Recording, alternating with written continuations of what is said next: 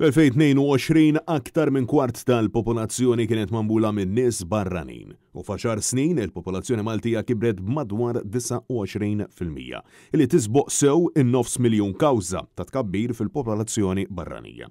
Dan saħħu l-Uffiċċju Nazzjonali tal-Istatistika fejn spjegaw illi bejn l-2012 u l-2022 il-popolazzjoni residenzjali kibret sostanzjalment. L-NSO spjega li fl-2022 aktar minn 25% tal-popolazzjoni residenzjali ta' Malta kienet barranija. Dan ifisser illi minn ftit aktar minn 5% fl-2012 il-popolazzjoni tal-barranin f'Malta żdiedet 5 darbiet aktar.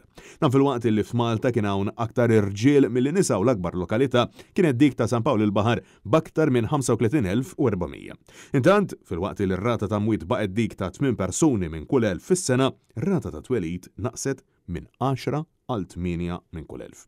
Din l-istampa dwar it-tkabbir fil-popolazzjoni li titfa' dawl fuq ir-realtà ta' sentejn ilu ċertament ma turix ir-realtà attwali ta' pajjiżna.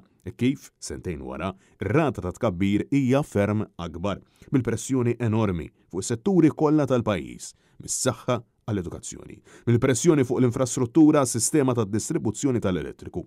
Żieda maġla u qawwija fil-popolazzjoni illi il-gvern tal-Labor ma ħejjiex għaliha b'mod adegwat lil dan il-pajjiż. Anzi, kienu illi sploda lill-popolazzjoni bla pjan.